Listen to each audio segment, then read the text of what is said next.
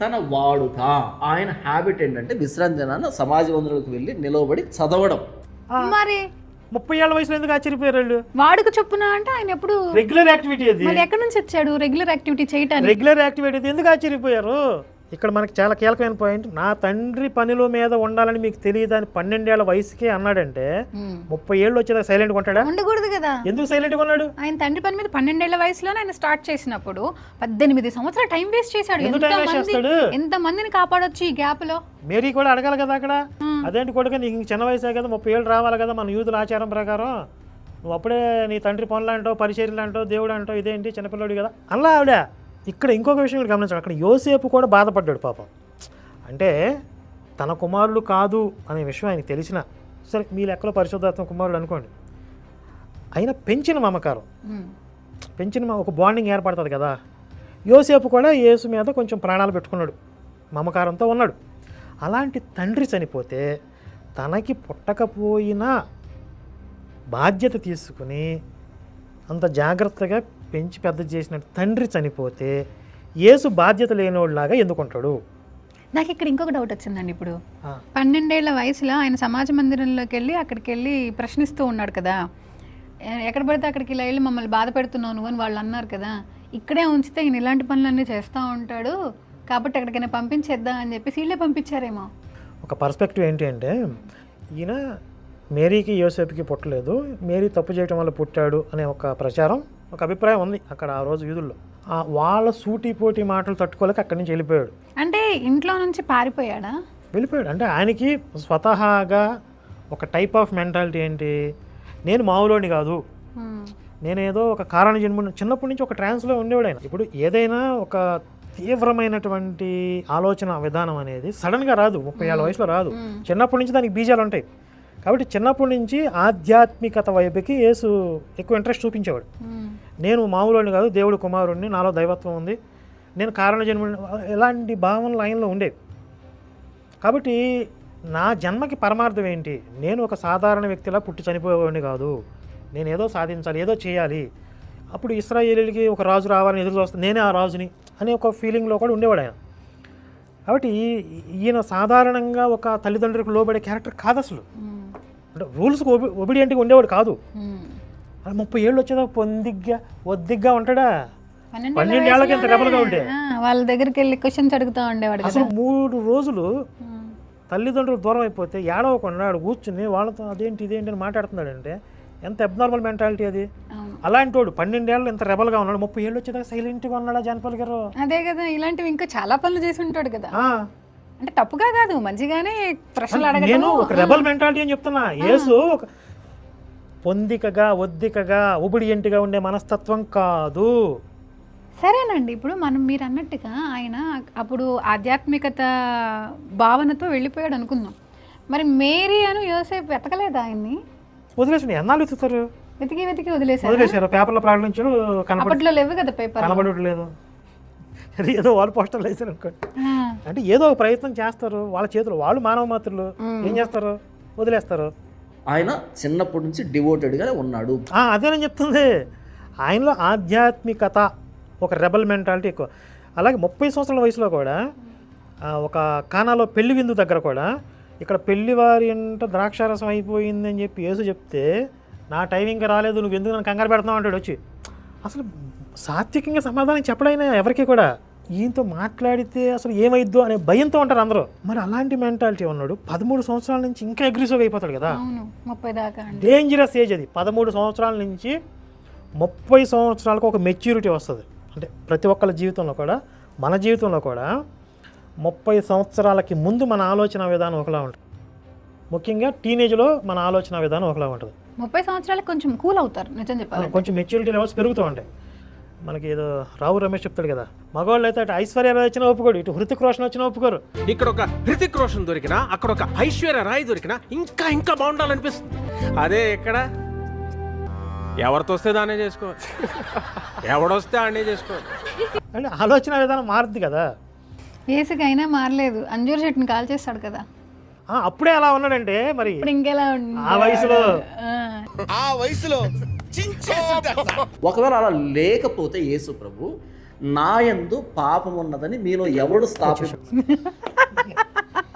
ఈ రొట్ట డైలాగ్స్ ఈ 2-3 తప్ప ఇక ఏమీ చేత కదా వీళ్ళకి. స్థాపింపగలడు అనే మాట యేసు చెప్పలేడు. సింపుల్ కూడా చెప్పినారా జాన్పాలు, చెట్టుని తగలబెట్టాడు కదా, అది కూడా పాపమే. నీకు తెలియదేమో, పచ్చని చెట్టుని ఉత్తి పుణ్యాన్ని తగలబెట్టాడు కదా, అది కూడా మహాపాపం తెలుసా నీకు? దేవుడి కుమారుడు ఆయన ఏమైనా చేయొచ్చు అని వాళ్ళ ఫీలింగ్. గారాబం గారెలు కడిస్తే వీపు దెబ్బలు కడిచిందంట. చిన్నప్పుడు మా నాన్న చెప్పేవాళ్ళు ఈ డైలాగు. నాన్నగారు చెప్పారండి. ఇక్కడ ఉన్నాడు, ఇక్కడ తిరిగాడు, ఈ పనులు చేశాడు, ఇందులో ఎక్కడా కూడా ఆయన ఈ పనులు చేయలేదు అని మీరు ఆధారపూరితంగా రుజువు చేస్తే అప్పుడు మాట్లాడడానికి అవకాశం ఉంటుంది. ఆయన ఇక్కడ తిరిగాడు, ఇక్కడ చేశాడు, అక్కడ చేశాడని మనం ఆధారపూర్వకంగా చెప్పాలంట. ఇది ఆధారం కాదా? దేవుని దయందు, మనుషుల దయందు, దేవుడి దయందు మనుషుల దయందు వృద్ధి చెందుతూ వచ్చాడు అన్నది ఆధారం అంట. వీళ్ళని బాగు చేయడానికి అంటే ఎక్కడి నుంచి ఔషధాలు తేవాలంటారు? ఏదైనా వనమూలికలు ఎక్కడ దొరుకుతాయి? చాట్‌జీపీటీని అడగండి.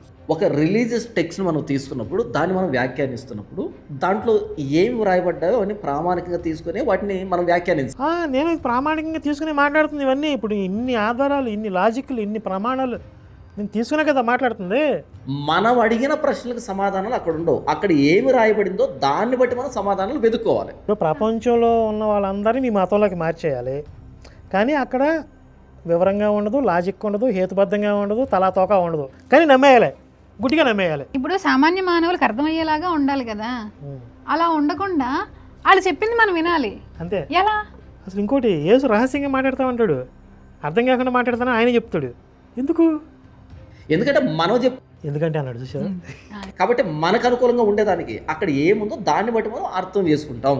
ఉదాహరణకి ఎక్కడైనా ఒక మర్డర్ జరిగిందనుకో, ఆ మర్డర్ స్పాట్లోకి మనం వెళ్ళగానే ఆ హత్య చేసిన వ్యక్తి 10x10 ఒక ఫోటోని అక్కడ వదిలిపెట్టి వెళ్ళిపోడు, నేనే చేశాను అనేటట్టుగా. హే, ఇతనండి మన భాష మాట్లాడుతున్నాడు.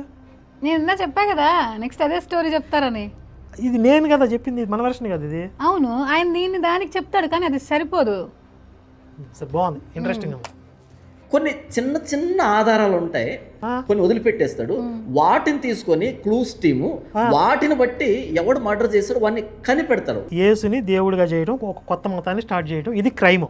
ఈ క్రైమ్ చేసినోడు నేను ఫేక్ చేశాను, నేను దొంగరాతను రాశాను అని చెప్పి ఆడేం బోర్డు పెట్టడు కదా. వాడు ఒక కొత్త మతాన్ని తయారు చేసే క్రమంలో కొన్ని లోపాలు చేస్తాడు, ఎక్కడో కొన్ని లాజిక్ లేకుండా క్లూస్ ఇస్తాడు. ఎక్కడెక్కడ క్లూస్ వదిలేరు వీళ్ళు. తండ్రి చనిపోయిన సందర్భం రాయలేదు, 18 సంవత్సరాల జీవితం ఎత్తేసారు, 12 సంవత్సరాలకి మిరాకిల్స్ చేశాడు అన్నారు, తర్వాత మాయమైపోయాడు. కాబట్టి ఇవన్నీ ఏంటి? ఇవన్నీ క్లూస్ కదా. అంటే ఒక మతాన్ని తయారు చేసే క్రమంలో వాళ్ళు చేసిన మిస్టేక్స్, ఇవన్నీ బిగినర్స్ మిస్టేక్స్. ఈ పార్ట్ మీరు సరిగా ప్లానింగ్ చేసుకోలేదా? మీరు ఇద్దరు ఒకరిని చీటింగ్ చేస్తున్నాం అంటే ఎట్లుండాలా? బనీన్కి తెలియకుండా డ్రైయర్ లాగేయాలా? వాళ్ళని క్లూస్ టీమ్ అంటారు. వాళ్ళు చాలా తెలివైన వాళ్ళు, ఇంటెలిజెన్స్ వాళ్ళు. అంటే నేను 10x10 ఫోటో వదిలిపెట్టానుకో, మనం కొత్తగా వెతికేదేమంటే తెలివే ఉండదు, అక్కడే ఉంది కదా ఫోటో. ఇక్కడ ఫోటో పెట్టుంటే దొరికిపోద్ది అని అన్నారు కదా, మరి నీట్గా బైబిల్లో క్లియర్గా అర్థమయ్యేలాగా రాస్తే అక్కడే ఉంటుంది కదా, ఎవరికి డౌట్లు రావు కదా, అసలు క్లూస్ టీమ్ అవసరం లేదు కదా.